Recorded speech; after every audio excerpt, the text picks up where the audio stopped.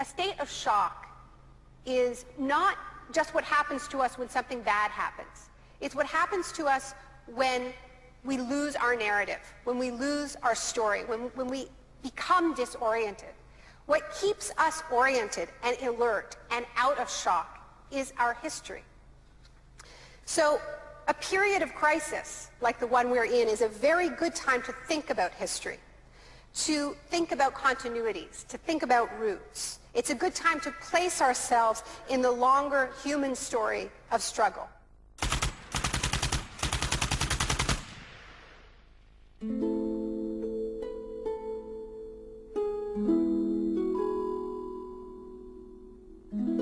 The story begins on June the 1st, 1951, when representatives of Western intelligence agencies secretly met with academics at Montreal's Ritz-Carlton Hotel. This meeting contributed to military-funded research into the effects of sensory deprivation at McGill University. Sensory deprivation really is a way of producing extreme monotony. It causes loss of critical capacity. The thinking is less clear. The subject complains that he can't even daydream. And when you have college students that can't daydream, they're in a bad way. I began to think while we were doing our experiments that it's possible that something that involves physical discomfort or even pain might be more tolerable than simply the deprivation conditions that we studied. Hebb decided to stop work on the research. But I had no idea when I suggested that what a vicious weapon, potentially vicious weapon, this could be. These are the days and hours are the occasions. But experiments at McGill continued under the ambitious head of psychiatry, Dr. Ewan Cameron. What he did was much more than what we had done. We did our work strictly with the understanding that the subject could get up and walk out at any point he wished to, and some of them did. Cameron's patients were not so lucky. The Allen Memorial Institute, where he worked, began to resemble a macabre prison, where Cameron performed bizarre experiments on his psychiatric patients. Cameron wanted to de-pattern or wipe clean his patient's mind, so he could rebuild them from a blank slate. Janine Huard was a young mother of 4, suffering from postnatal depression. I used to shiver when they told me about, you're going to get a shock treatment tomorrow. I used to shiver. I was so scared of it.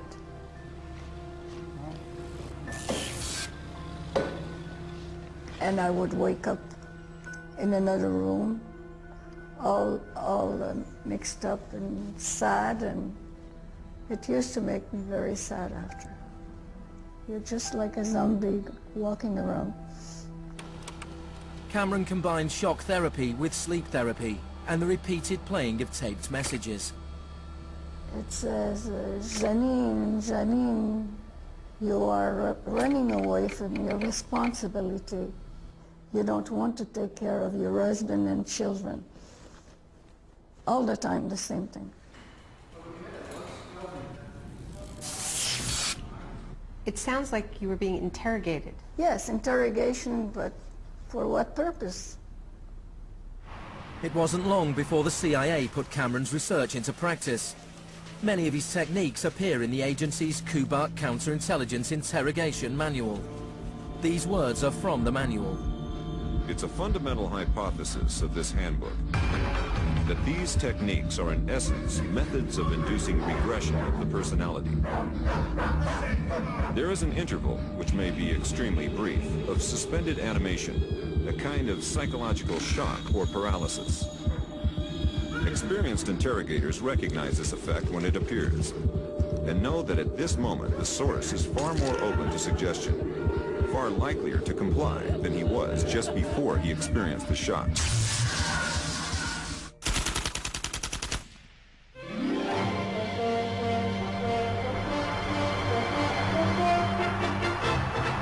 At the same time as Ewan Cameron was conducting his experiments in Montreal, an exponent of another kind of shock was working not so far away.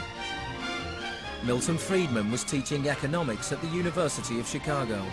He believed economic shock therapy could encourage societies to accept a purer form of deregulated capitalism. In October 2008, in the midst of the biggest financial crisis since 1929, Naomi Klein went to the University of Chicago to talk about Milton Friedman. When Milton Friedman turned 90, the Bush White House held a birthday party for him. And everyone made speeches, including George Bush. But there was a really good speech that was given by Donald Rumsfeld. My favorite quote in that speech from Rumsfeld is this. He said, "Milton is the embodiment of the truth that ideas have consequences." What I want to argue here is that the economic chaos that we're seeing right now on Wall Street and on Main Street and in Washington stems from many factors, of course, but among them are the ideas of Milton Friedman. The Wall Street crash of 1929 led to the Depression of the 30s.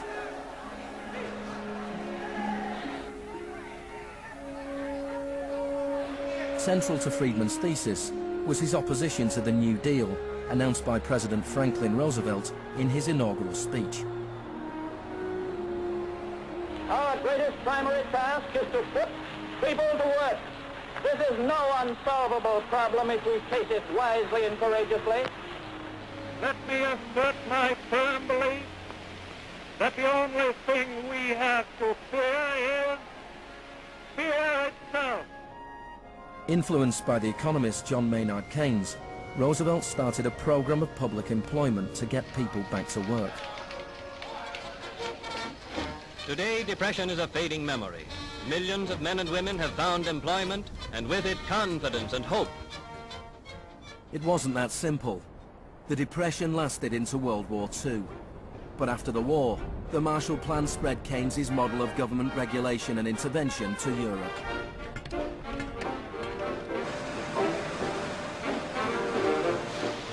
His principles were widely accepted, but not in the economics department of the University of Chicago. Milton Friedman from this university waged a war against the New Deal. Friedman was a member of a group called the Mont Pelerin Society, led by the Austrian economist Friedrich von Hayek. They believed that if governments stopped providing services and stopped regulating markets, the economy would correct itself. In the 50s, they were seen as cranks, but over the last 30 years, their ideas have become the dominant economic doctrine. The thesis of the shock doctrine is that we've been sold a fairy tale about how these radical policies have swept the globe.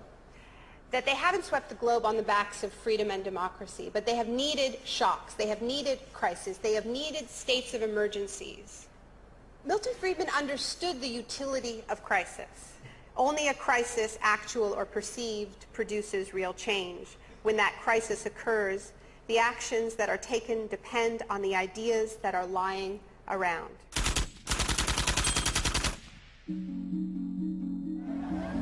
It was in Chile that Friedman's disciples first learned how to exploit a large-scale shock or crisis. Usually the official storytellers of neoliberalism, the official publicists, don't even mention Chile. They start the story with Thatcher and Reagan because it's much more flattering that way.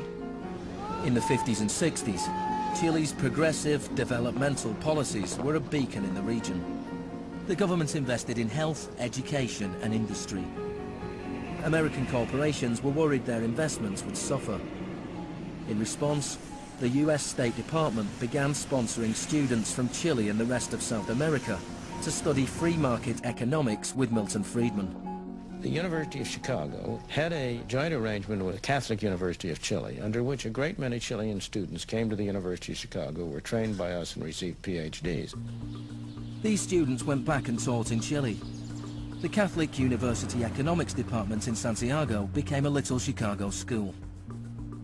Arnold Harberger, the economist in charge of the program, described himself as a seriously dedicated missionary.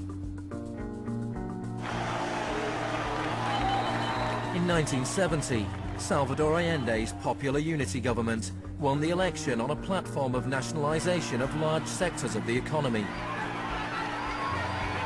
Chile's phone company was majority owned by the US corporation ITT. It spearheaded attempts to stop Allende becoming president. It had the support of Richard Nixon in the White House. I was not there, but I can tell you what we now know to be a fact. He ordered the CIA to prevent Allende from assuming the presidency. And indeed, they tried to get me to lean on the Chilean military right after Allende was elected. Despite the efforts of the CIA, Allende was sworn in as president.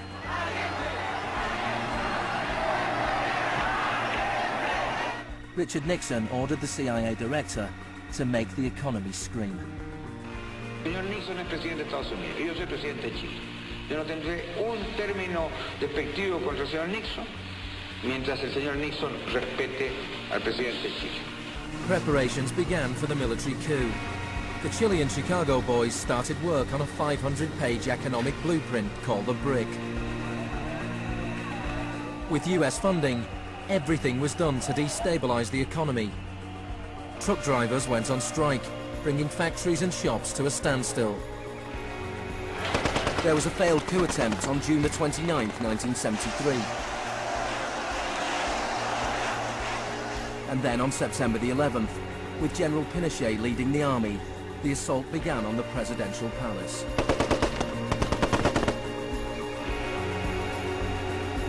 Chile had enjoyed 41 years of uninterrupted, peaceful democratic rule. Now it was being violently overthrown. Pinochet and his supporters described the coup as a war. It was certainly designed to look like one. It was a Chilean precursor to shock and awe.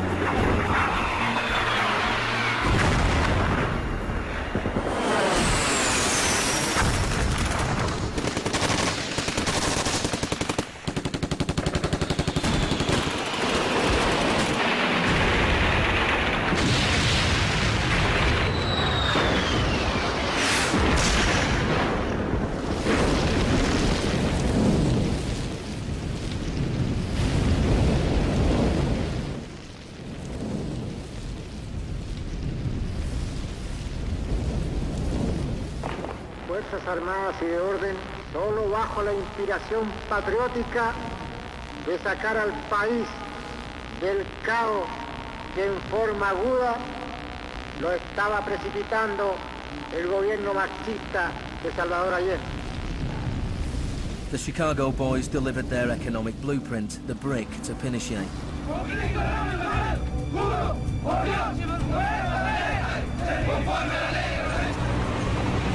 In the days that followed, more than 13,000 opponents were arrested and imprisoned.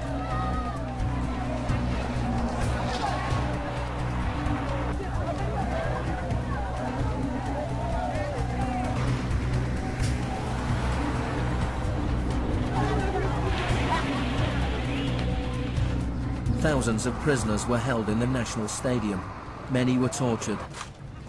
Chile became notorious around the world. ¿Cuántas personas?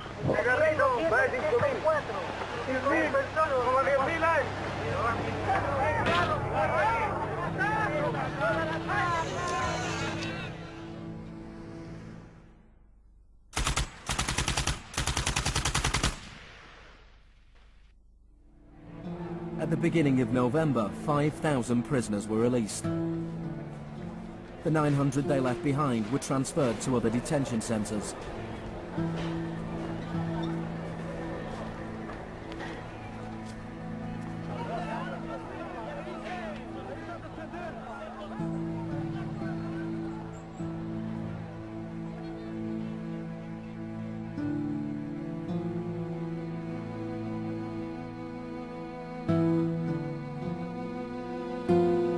Less than a month later, FIFA allowed Chile to play a World Cup qualifier in the very same stadium.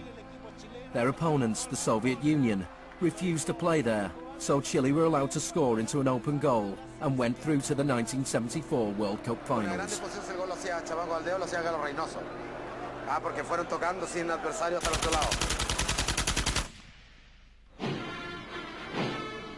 With the population in shock, Pinochet imposed the policies recommended by the Chicago Boys. Removal of price controls, the sale of state companies, the removal of import barriers and cuts to government expenditure. Friedman later openly acknowledged the importance of the Chilean experiment. Here was the first case in which you had a movement toward communism, which was replaced by a movement toward free markets. It didn't work. A year later, inflation was 375% per year, the highest in the world. So in March 1975, Arnold Harberger and Milton Friedman flew into Santiago. He used a phrase that had never before been used in a real-world economic crisis. He called for shock treatment. He said that he was like a doctor that was going to help a country that was suffering an epidemic, and he was simply prescribing the medicine.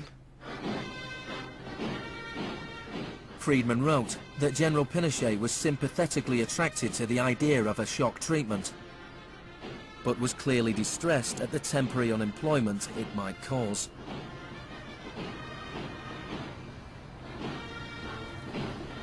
It rapidly became clear that Friedman's economic policies benefited the wealthy at the expense of the poor.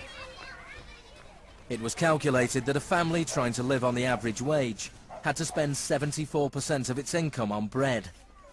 Items such as bus fares or milk became luxuries, and Pinochet got rid of free milk in school, a move that echoed the controversial policy of the young education minister in Britain, who would later become his friend.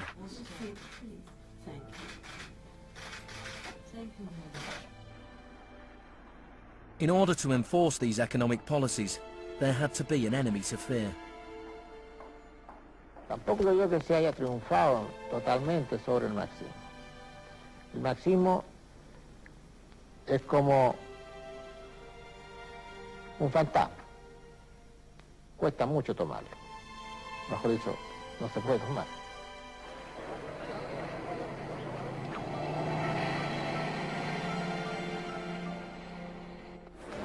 Friedman and Harberger argued that free market economics went hand in hand with freedom and democracy.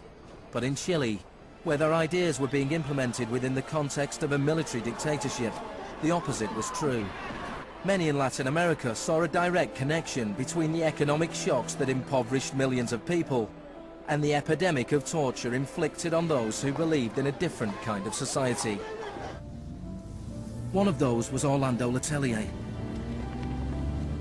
Letelier had been Allende's ambassador in Washington. He spent a year in one of Pinochet's prisons before being exiled back to America. In 1976, Letelier wrote, "The economic plan has had to be enforced, and in the Chilean context, that could only be done by the killing of thousands, the establishment of concentration camps all over the country, and the jailing of more than 100,000 persons in 3 years."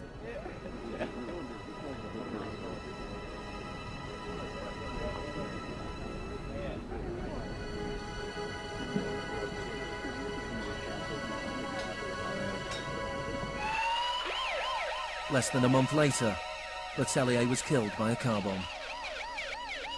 Good evening. A powerful bomb today tore through a car as it was driving along Washington's usually quiet Embassy Row.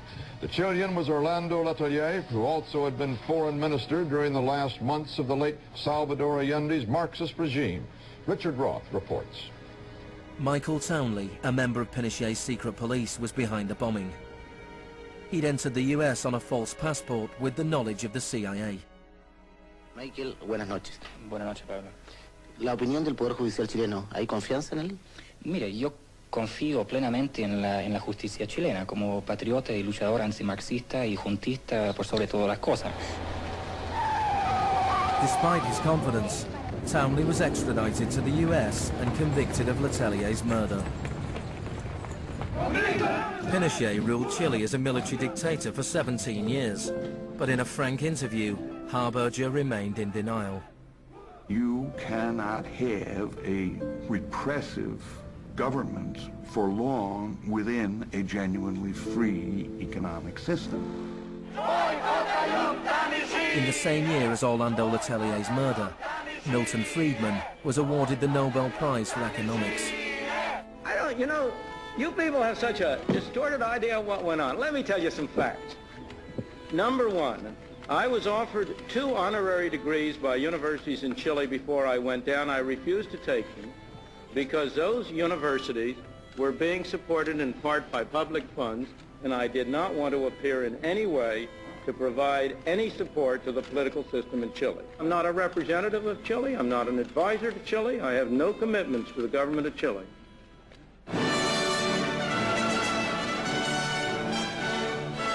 I now turn to you, Professor Milton Friedman.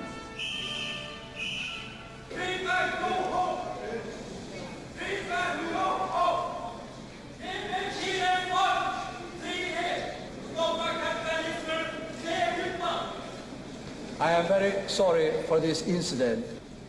It could have been worse.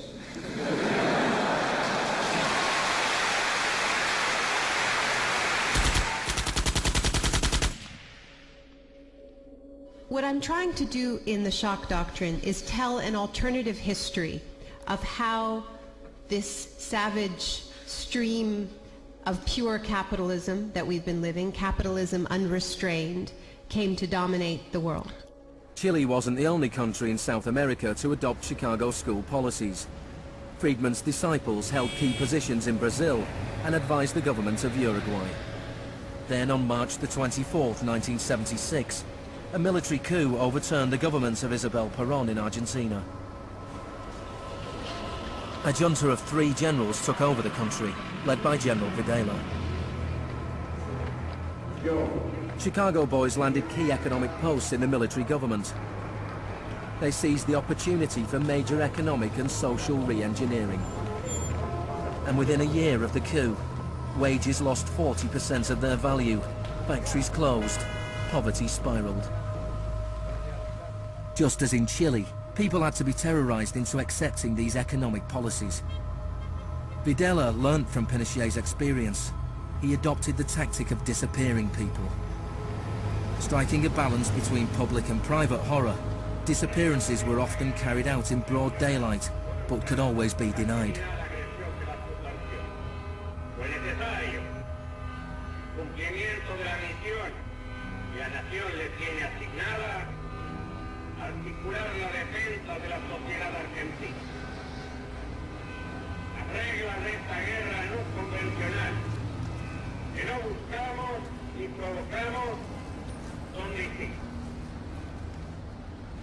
Many of the techniques used by the Chilean and Argentinian military had been learnt in the US-run School of the Americas. Torture techniques taught, from rape to derobing to torture with pointed objects, breaking of extremities, poking eyes out, branding. In Latin America, there are various regimes which at the moment are abusing human rights. Political murder, torture, deportations, imprisonment without trial, using the techniques they may have learned in this establishment. You may be right. If you can say that the skills which we've taught here have been applied, I can't deny that. The use of torture of a known enemy soldier to gain some kind of military advantage, I think, is justifiable and smart. To go beyond that, to use torture techniques merely to intimidate people is completely wrong, unethical and immoral. But in Argentina and Chile, these techniques were not used just on soldiers or terrorists. They were used on students and union members. They were used on anyone who opposed the free market economic policies of the regime.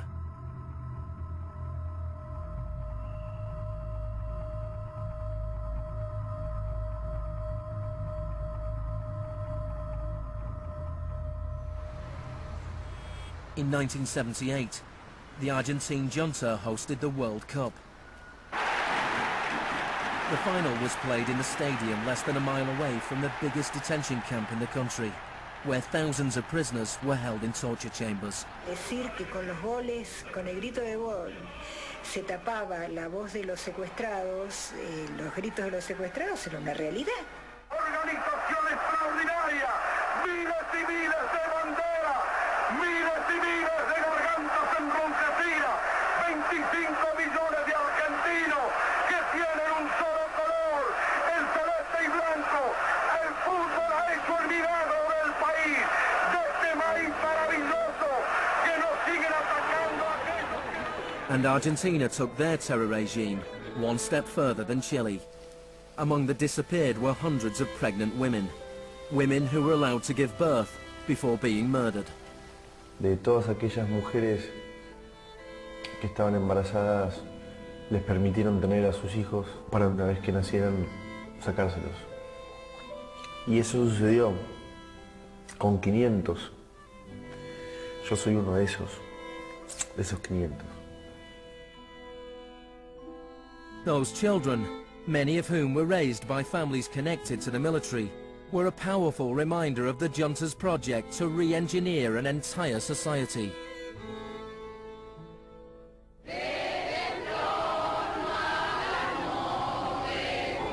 While the junta was still in power, a group of mothers and grandmothers of the disappeared started to protest in the Plaza de Mayo.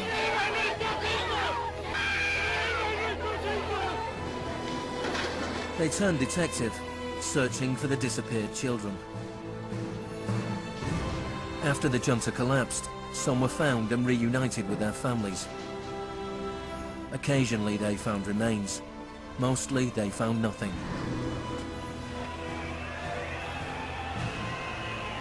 General Videla was found guilty of murder, kidnapping and torture.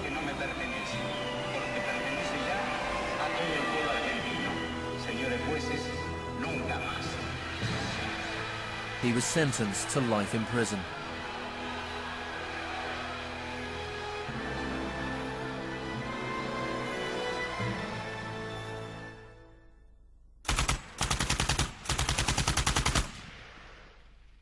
Early experiments in Latin America presented Friedman and his cohorts with a serious ideological problem. Friedman had promised that these policies would not just make the elites richer, but that they would create the freest possible societies, that this was a war against tyranny, that capitalism and freedom went hand in hand. Yet here we see that in the 70s, the only countries putting these ideas into practice were military dictatorships. Nixon had fully supported imposing these types of brutal free market policies in South American dictatorships. But when it came to domestic economic policy in the United States, where Nixon had to worry about getting re-elected, it was a very, very different story.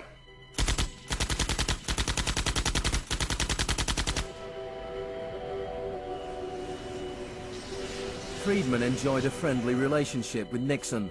Several of his Chicago school colleagues and disciples were recruited to work for the government. Donald Rumsfeld was one of them. So help me God. Congratulations. Thank you. But in 1971, with the economy in a slump, Nixon turned his back on Friedman's ideas and imposed a wage and price control policy. He put Rumsfeld in charge. Which is essentially a problem of supply and demand. I have for long been opposed to the wage and price control. I believe it involves government intervention with the freedom of individuals. I think it's intolerable. The Keynesian policy was a success, and Nixon won a second term with a landslide majority. It was a blow for Friedman. Then in 1979, Margaret Thatcher was elected Prime Minister of Britain. Her intellectual guru was Milton Friedman's old mentor, Friedrich von Hayek. And just over a year later, Ronald Reagan was elected President of the United States. Both Britain and America were now ruled by unabashed Freemanites. Margaret Thatcher's program when she came in had 4 planks. Cut government spending, cut tax rates, reduce government ownership and operation of industries or regulation of industry, and have a moderate and stable monetary policy to bring down inflation. Within her first 3 years in office, unemployment doubled in parts of the economy, leading to waves of strikes. Thatcher's personal approval rating slumped to 25%. There were riots in Britain's major cities. Even Margaret Thatcher's admirers had their doubts. The economic performance of the Thatcher government has been mixed.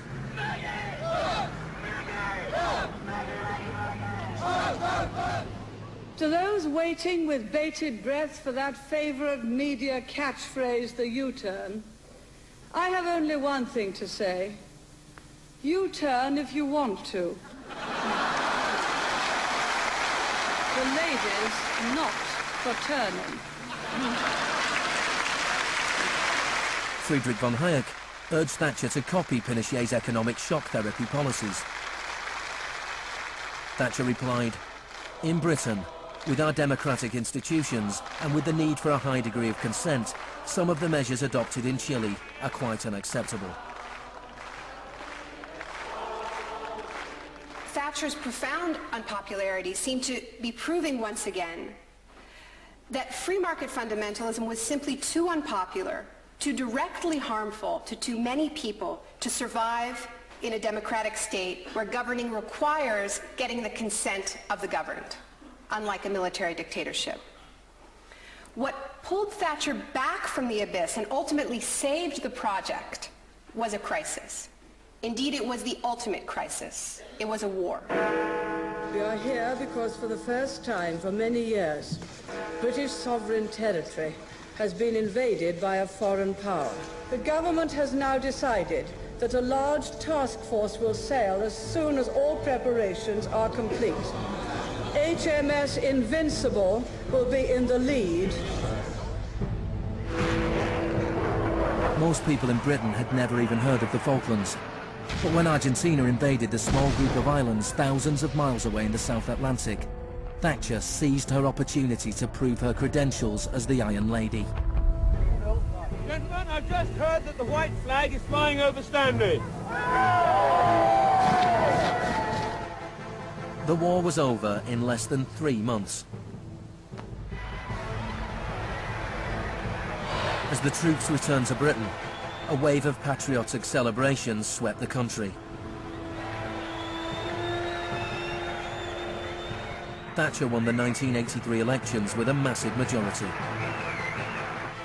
She could now push through a form of the economic shock therapy witnessed in Chile.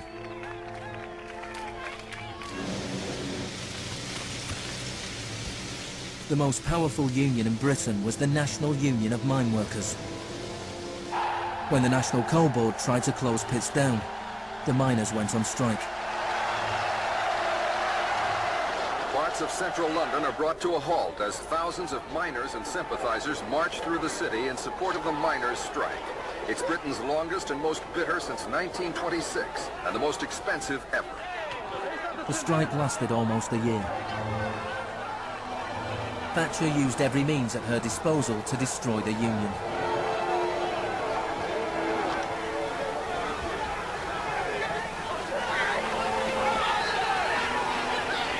Eventually, the miners were defeated.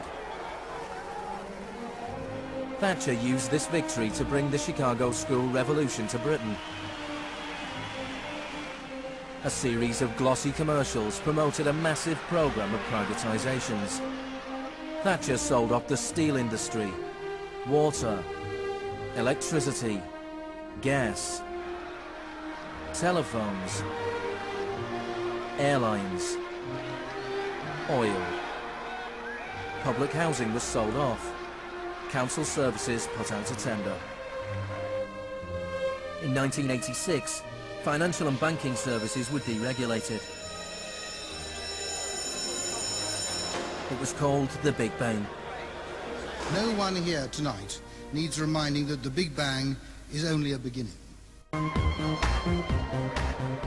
In Britain, before Thatcher, a CEO earned 10 times as much as the average worker. By 2007, they earned more than 100 times as much.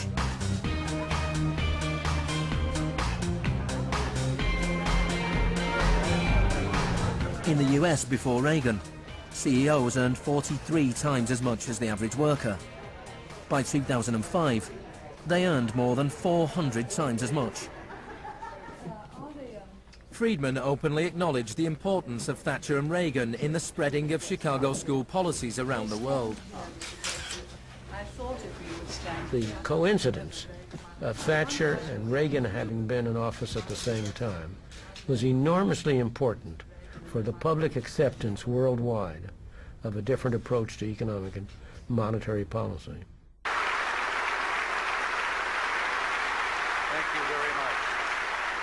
What I'm describing now is a plan and a hope for the long term.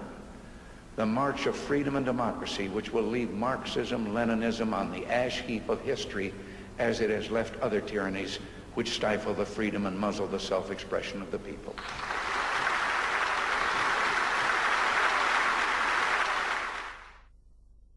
Now, we all know the fairy tale about the fall of communism, that the West under Reagan and Thatcher looked so prosperous to the people of the former communist bloc that they themselves demanded radical free market policies.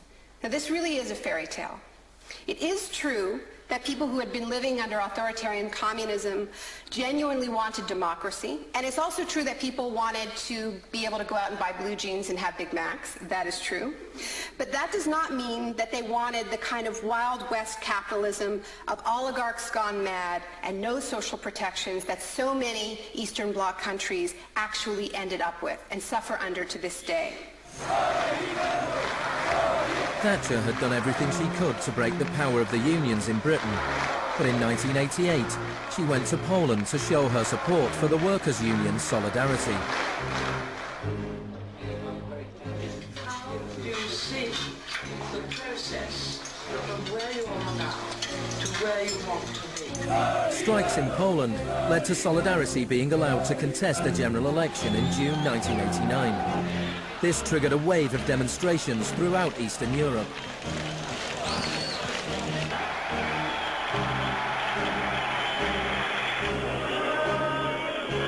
In the past, the Soviet Union had used military force to crush democratic movements. But the Soviet Union had a new type of leader, Mikhail Gorbachev, who was committed to glasnost and perestroika. He talked about a third way, a gradual transition to Scandinavian-style social democracy, something between free market capitalism and communism. Gorbachev charmed the public and politicians of the West. He's a bold, a determined and courageous leader. Gorbachev stood and watched as one by one the old communist regimes collapsed.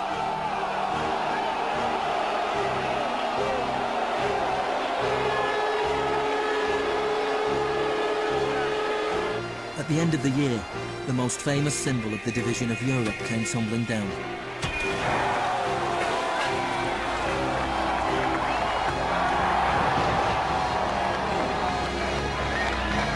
For Friedman and the Chicago boys, a whole new world opened up. In the Soviet Union, Gorbachev was hoping to gradually reform the Russian economy. In 1991, Gorbachev was invited to the G7 summit in London. He was hoping for financial support for his gradual economic reforms. Instead, he was told that unless he embraced radical shock therapy, there would be no aid at all. Thank you, Mr. President. That's not a little close. The next month, there was a coup attempt against him. A group of Communist Party hardliners placed Gorbachev under house arrest in his holiday home in the Crimea. Tanks surrounded the White House, the Russian parliament.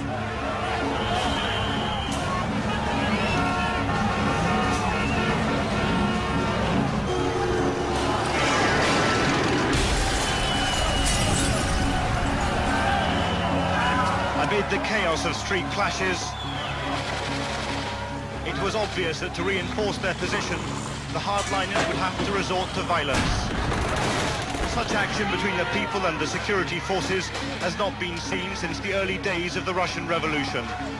By dawn this morning, amid a sea of debris, it was becoming clear that the coup was disintegrating. The Russian Parliament building was unscathed. The military had not made their move. Inside, Boris Yeltsin was more powerful than ever.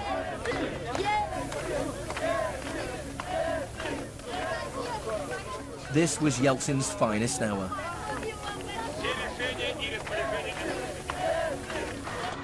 Gorbachev was released and he returned to Moscow, but he had lost much of his power. Я выражаю признательность за принципиальную позицию россиянам, президенту России Борису Николаевичу Ельцину. In December 1991, the Soviet Union was dissolved, a profound shock for the Russian people. Yeltsin was now in charge of economic policy for the Russian Federation. The free market came to Russia. There was chaos. The adoption of Chicago school policies in Russia marks the beginning of a new chapter in the free market crusade. It was all shock, no therapy.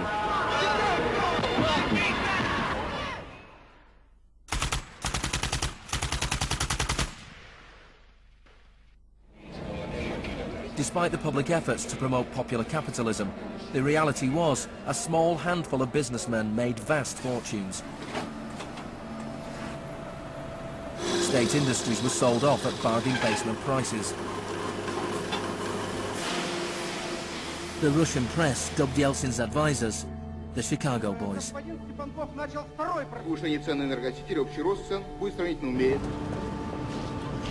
Yeltsin's shock therapy meant that in 1992, the average Russian consumed 40% less than in 1991. A third of Russians fell below the poverty line, and wages weren't paid for months. One expert today predicted 140 million Russians will soon be living below the poverty line. Corruption was rife. Organized crime boomed. Moscow became the new Wild West.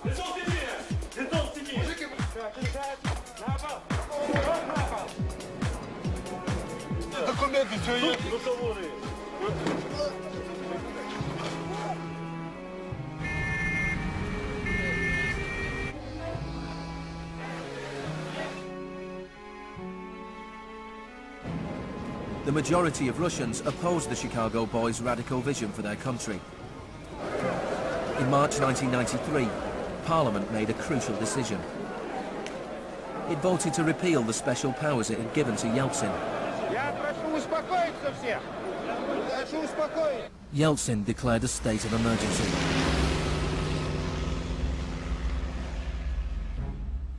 The Constitutional Court ruled that it was illegal.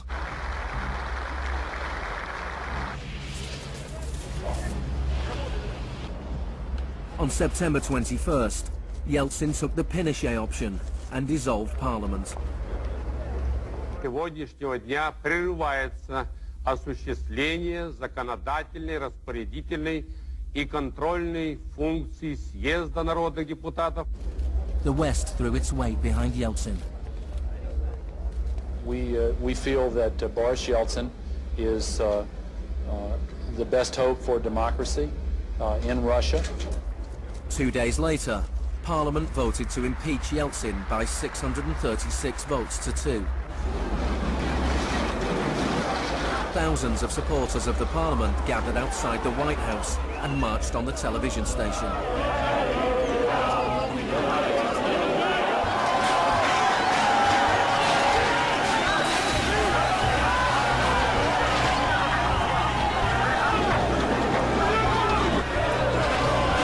It looked like the supporters of Parliament were winning. Yeltsin flew back to Moscow from his holiday home. That night, 100 demonstrators were killed as the Yeltsin authorities fought back.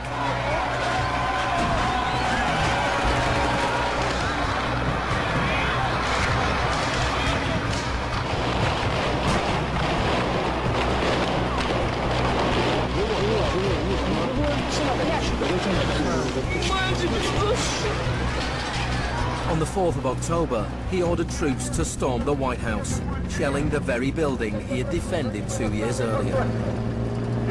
Они убийцы, не понимаешь или нет?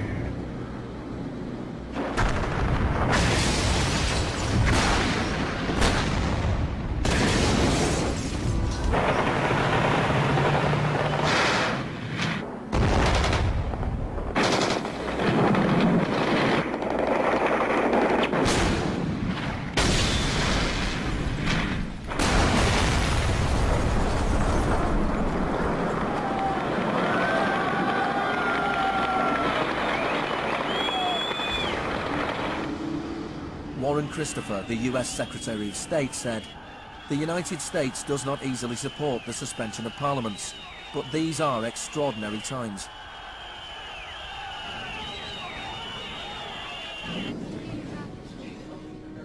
Yeltsin now had absolute power. With the advice of his Chicago boys, he ruled through a form of crony capitalism. Even more state industries were sold off, creating a new class of billionaire businessmen with huge political influence, the oligarchs. By 1998, 80% of Russian farms were bankrupt, and 70,000 state factories were closed. In 8 years, the number of people living in poverty increased by 72 million. Meanwhile, Moscow would go on to have more billionaires than any other city in the world.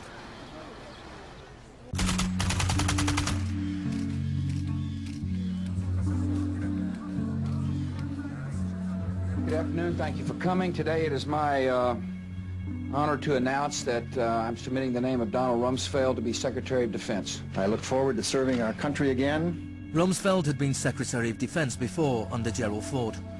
Then, the enemy we were supposed to fear was the Soviet Union. I'm not saying with certainty that the Russians are coming. I'm saying the trends are here. I'm not saying the Russians are 10 feet tall. I'm saying they used to be 5'3", they're now 5'9½", and they're growing. Now there was a new enemy closer to home. On September the 10th, 2001, Rumsfeld made a speech laying out his plans to privatize much of the US military. Milton Friedman would have been proud. He said, "The topic today is an adversary that poses a threat. A serious threat to the security of the United States of America. This adversary is one of the world's last bastions of central planning. It governs by dictating 5-year plans. Perhaps this adversary sounds like the former Soviet Union, but that enemy is gone. This adversary is closer to home. It's the Pentagon bureaucracy. Today, we declare war on bureaucracy." The next day, American Airlines Flight 77 crashed into the Pentagon, killing 184 people.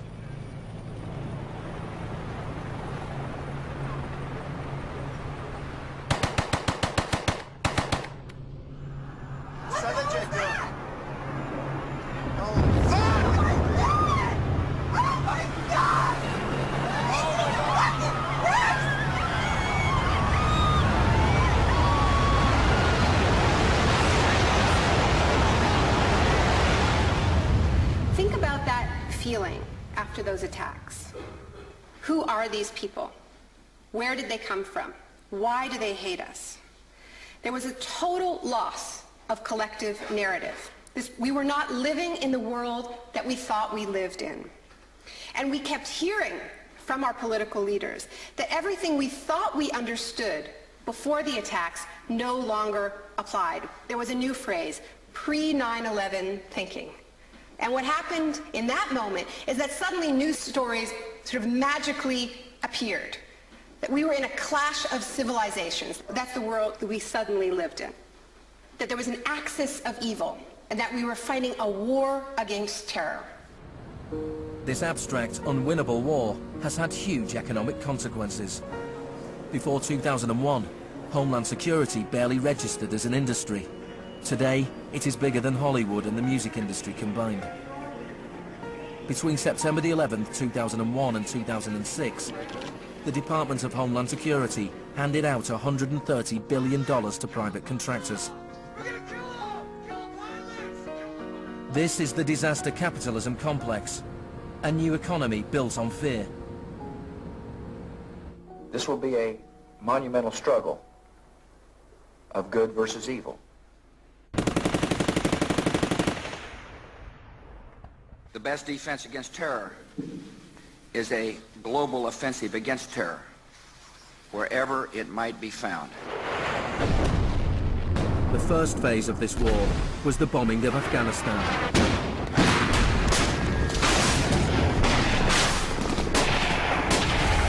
The Taliban government was quickly overthrown. The aftermath of the war was more complicated. Our fight against terrorism began in Afghanistan, but it will not end there. We're primarily looking at detainees that we can use. We're collecting intelligence.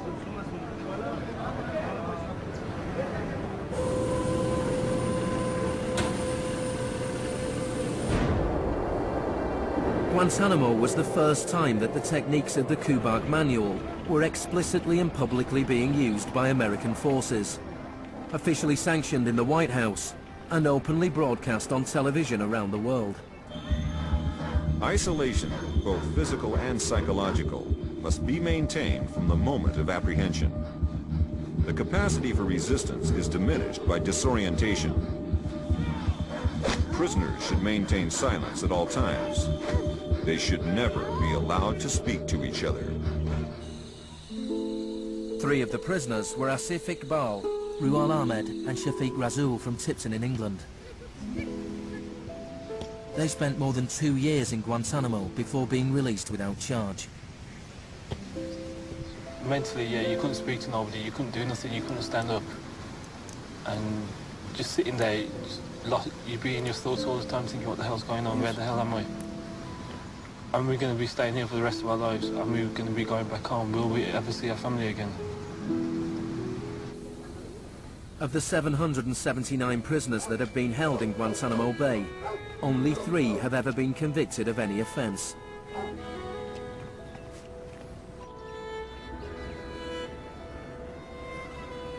Well, the only thing I know for certain is that these are bad people. It was a message to the whole world, and the message was clear. It was, this is what happens to you if you get in our way. The war on terror is not about one man, and it is not about one country. There were many justifications given for the invasion of Iraq. But if the US had really wanted to attack a country where the leaders of Al-Qaeda were thought to be hiding, which had nuclear weapons and was selling nuclear technology to other countries, then Pakistan would have been the obvious choice. It had close connections to the Taliban and was being run by a military dictator. Instead, George Bush chose to target Iraq, a country with the 3rd largest oil reserves in the world.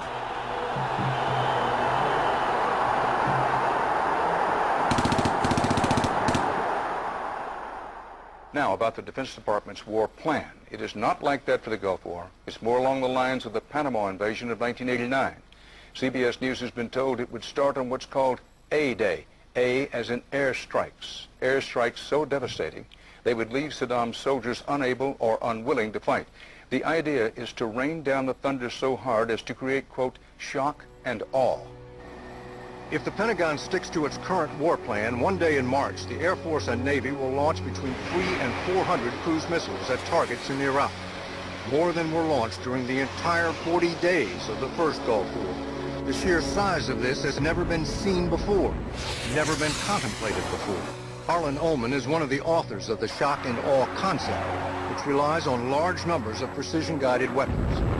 So that you have this simultaneous effect, rather like the nuclear weapons at Hiroshima, not taking days or weeks, but in minutes.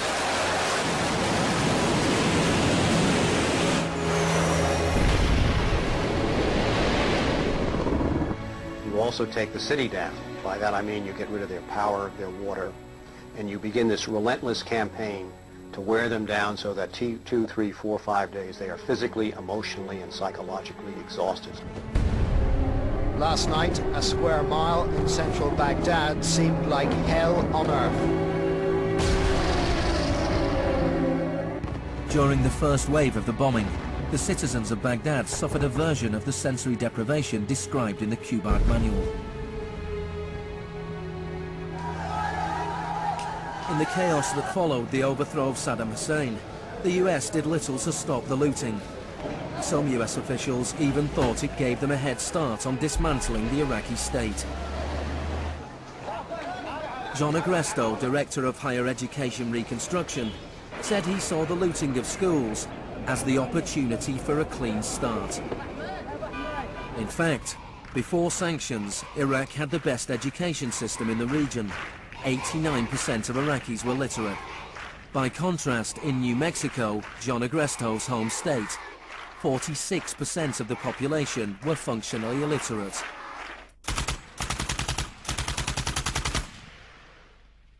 In Iraq, you had three distinct forms of shock that were all working together and reinforcing each other. You had the shock of the war, which was immediately followed by economic shock therapy imposed under Paul Bremer. And as resistance to that economic transformation, that very rapid economic shock grew, you had the shock of enforcement, including torture. Three different kinds of shock.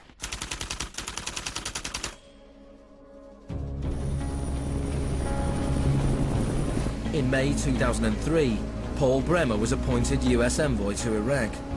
2 weeks after he arrived, he declared the country open for business. We considered that the coalition had very broad authorities to determine the direction of the Iraqi economy. Bremer knew little of Iraq, but he knew about disaster capitalism. He had launched crisis consulting practice at the start of the Homeland Security boom. Today is a very important day in Baghdad. Bremer spent the first 4 months passing classic Chicago school laws. Rumsfeld described Iraq as having some of the most enlightened and inviting tax and investment laws in the free world. One of the first acts of Bremer was to fire 500,000 state workers. This was partly an act of debartification, but slashing governments was also vintage Friedman. Money was promised for reconstruction. Our investment in the future of Afghanistan and Iraq is the greatest commitment of its kind since the Marshall Plan. But in fact, it was just the opposite. Whereas the Marshall Plan was intended to boost European industries, US aid money in Iraq was spent on US corporations. If work came to Iraqis, it came at the bottom of a series of subcontractors. Creative associates received contracts worth $100 million to draft the curriculum and print new textbooks for the education system. Management and technology consultant Bearing Point was awarded contracts worth $240 million to build a market-driven system in Iraq. North Carolina-based RTI received contracts worth $466 million to advise on bringing democracy to Iraq. And Halliburton was awarded $20 billion in cost-plus Iraqi contracts. Parsons was handed $186 million to build 142 health clinics. Only 6 were ever completed. Basic electricity and water supplies hardly improved, despite billions being spent in the first 4 years. We're going to succeed here, and when we succeed here, we will have done something important, not just for 25 million Iraqis. We will have done something that serves Western interests in this whole region. Even the new Iraqi currency was printed abroad. Let me show you an example of these notes. The US even paid private contractors to monitor the work of the private contractors who won contracts.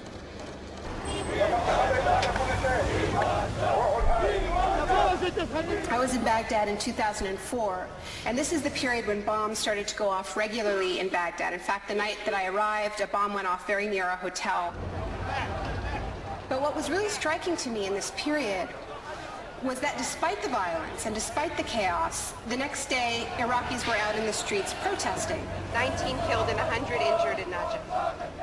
And what they were demanding at this time was elections, the right to actually have a say in what the post-Saddam era would look like. Now, in the early days of the occupation, the protests were peaceful, but as time went on, and the protests didn't have an effect, more and more Iraqis joined the armed resistance.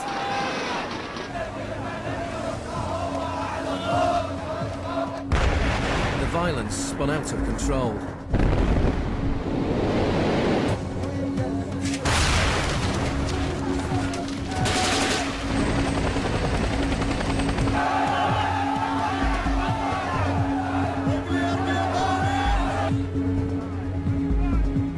As in South America 3 decades earlier, bodies were often dumped by the roadside as a warning to others. These were Iraq's disappeared.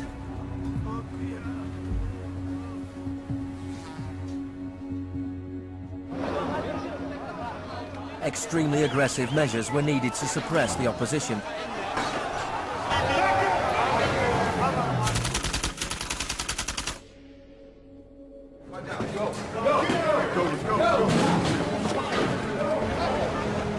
The first 3.5 years of the occupation, 61,500 Iraqis were captured.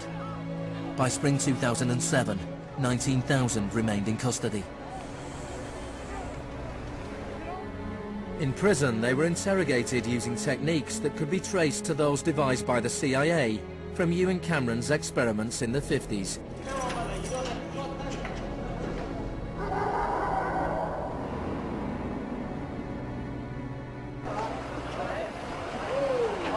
According to the Red Cross, US military officials admitted that between 70 and 90% of arrests in Iraq were mistakes.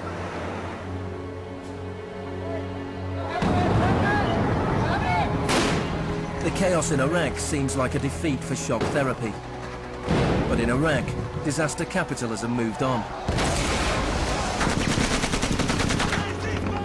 Now the disaster itself provided the opportunity for profit.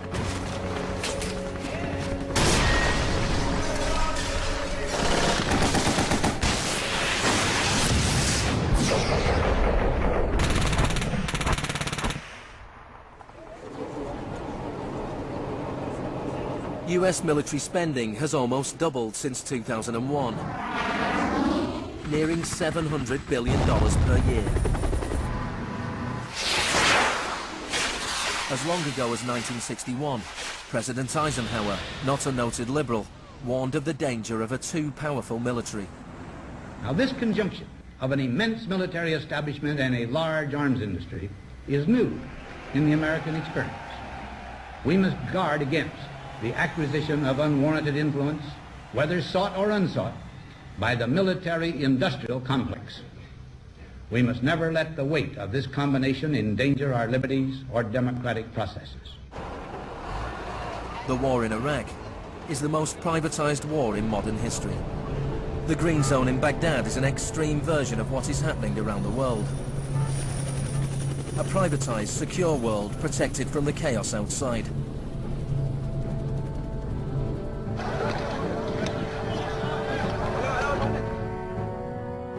In 1991, in the First Gulf War, for every 100 soldiers there was one military contractor. In 2003, at the beginning of the war in Iraq, for every 100 soldiers there were 10 contractors. By 2006, for every 100 soldiers there were 33 contractors. A year later, for every 100 soldiers there were 70 contractors. By July 2007, there were more contractors than soldiers in Iraq. This was going beyond what even Milton Friedman had dared to hope. The only things I would not denationalize are the armed forces, the courts, and some of your roads and highways. One of the most high-profile contractors was Blackwater USA. During the April 2004 uprising in Najaf, Blackwater assumed command over US Marines. Dozens of Iraqis were killed during the operation. The US had indemnified the private contractors against any Iraqi laws, so they were operating in a law-free bubble, a little like Guantanamo. I asked your Secretary of Defense a couple months ago what law governs their actions. Mr. I was going to ask him. Go ahead.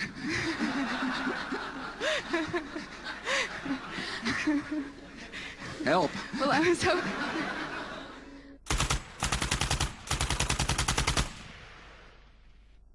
Just as Cameron's shock therapy left his patients confused and broken, so the multiple shocks inflicted on Iraq reduced the country to a lawless, violent, sectarian mess. By the time of Saddam Hussein's execution in 2006, 1,000 Iraqis were being killed each week.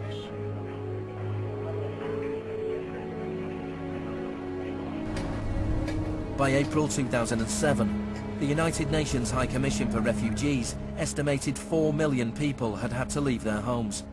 Hundreds of thousands of Iraqis had died. I think the historians will write very clearly that we did a great and noble thing here.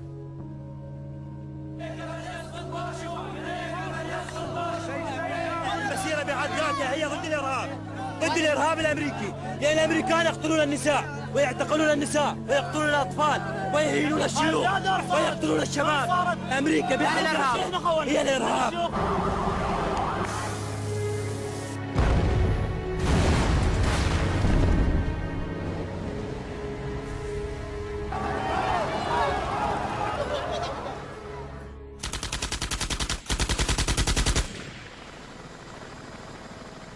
When Hurricane Katrina hit New Orleans in August 2005, the world was shocked to witness a sort of disaster apartheid. The economically secure drove out of town, while tens of thousands of the vulnerable were stranded with little or no help from the state. I went to New Orleans while the city was still underwater, and what I saw was that what I had witnessed in Iraq was repeating, not in the aftermath of a war, but in the aftermath of a tremendous natural disaster. Milton Friedman died in 2006. His very last piece of public policy recommendation was an op-ed he wrote for the Wall Street Journal 3 months after Katrina.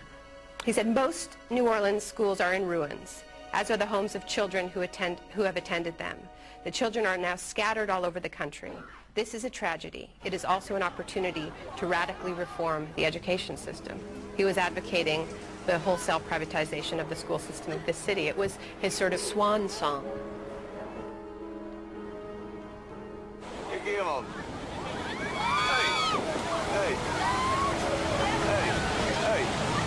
I'd witnessed a similar process in Sri Lanka in the aftermath of the 2004 tsunami. People who lived on the beaches for generations were prevented from returning so that the land could be privatized and sold off to luxury hotels.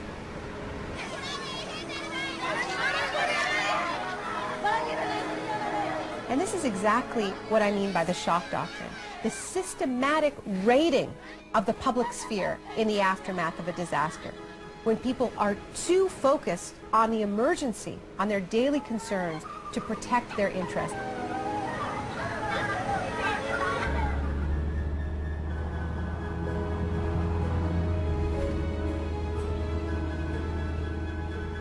Maybe the first act of resistance is to refuse to allow our collective memory to be wiped. In 2008, Naomi Klein visited Villa Grimaldi with Isabel Morel, the widow of Orlando Letelier. Villa Grimaldi is a memorial to the cruelty of the Pinochet regime and to its eventual defeat. Villa Grimaldi fue el principal centro de tortura mientras se buscaba implementar la política de choque económico. Esta es la que tú señalas en el libro como las casas de uno por uno donde estaban los detenidos en Villa Grimaldi. It's not that I loved Pinochet, but I think that he was our teacher in many things. We learned about evil.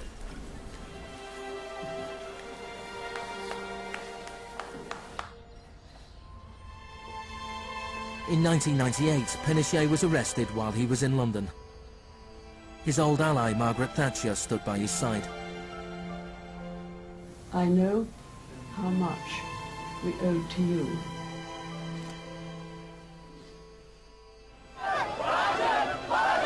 It took 30 years for the economic experiment originally test-driven by Pinochet to make its way around the globe to Iraq. But the similarities between past and present are startling. between Pinochet's concentration camps and Bush's Guantanamo detention center, between the disappeared in Chile and those in Iraq,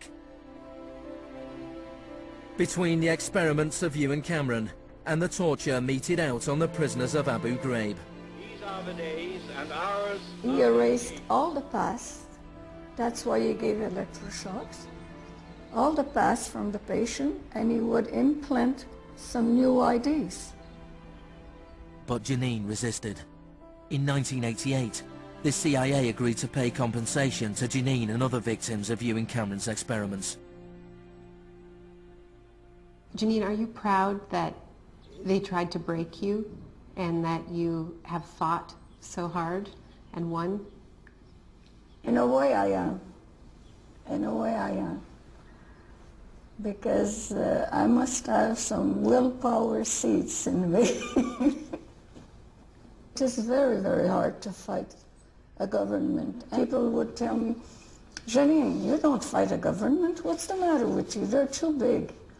But I had faith that we would win.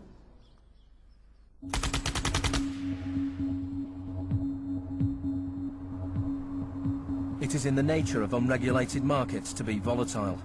Bubbles are allowed to inflate, and then, inevitably, they burst. Since the deregulation of the Big Bang in the 80s, there have been a number of market shocks. In 1987, there was Black Monday. Markets fell spectacularly. It was the largest one-day percentage decline in stock market history. In 1992, there was Black Wednesday, when currency speculators made fortunes betting against the pound. In 1997, there was the Asian contagion. In 1 year, $600 billion disappeared from the stock markets of Asia.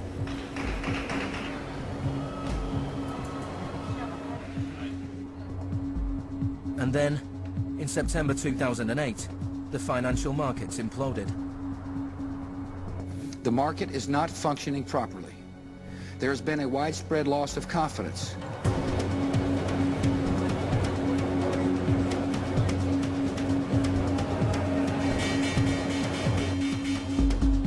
On September the 15th, Lehman Brothers filed for Chapter 11 bankruptcy protection. Yet only 1 week later, it was announced that workers at their New York office would share $2.5 billion in bonuses. It is estimated that Wall Street firms paid $18.4 billion in bonuses last year, the year of the crash. Despite the torrent of populist rhetoric about taking on the fat cats and standing up for the little guy and saving Main Street, not Wall Street, we are witnessing a transfer of wealth of unfathomable size. It is a transfer of wealth from public hands, from the hands of government, collected from regular people in the form of taxes, into the hands of the wealthiest corporations and individuals in the world. Needless to say, the very individuals and corporations that created this crisis. We are in the midst of a once-in-a-century credit tsunami. I found a flaw. I don't know how significant or permanent it is, but I've been very distressed by that fact. In the United States, it was the financial crisis that secured Obama's victory. Americans wanted to change course. Hello, Chicago!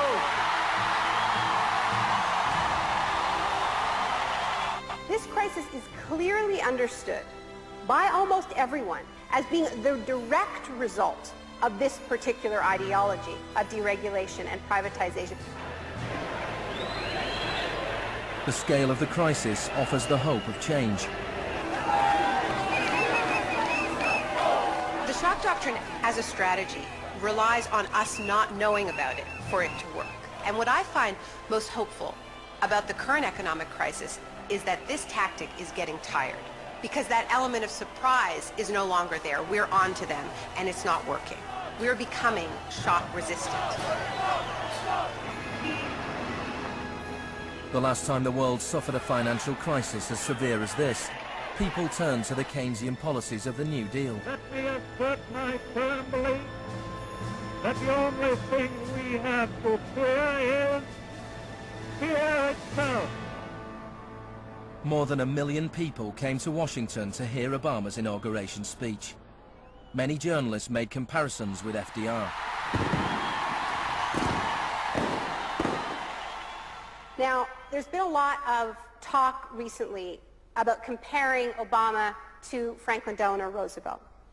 So I want to talk a little bit about FDR, because there's a great FDR story, and it could be an apocryphal one, about when he would be visited by some progressive organization or a union, and they would be proposing some new progressive policy that they wanted to be part of the New Deal.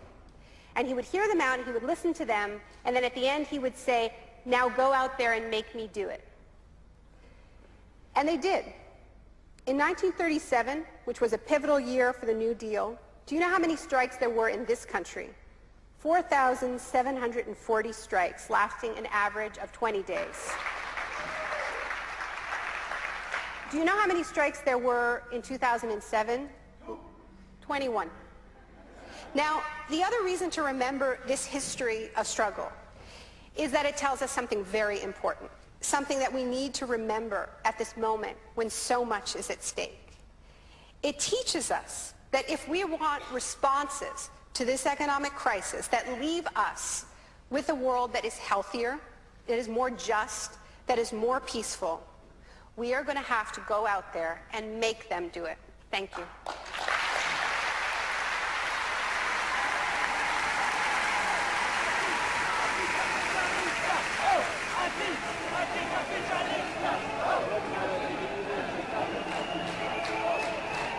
Next week's exclusive new true story is Nursery University, more for Tuesday night at 10. And stay with us for the story of the rise and downfall of Enron, the smartest guys in the room.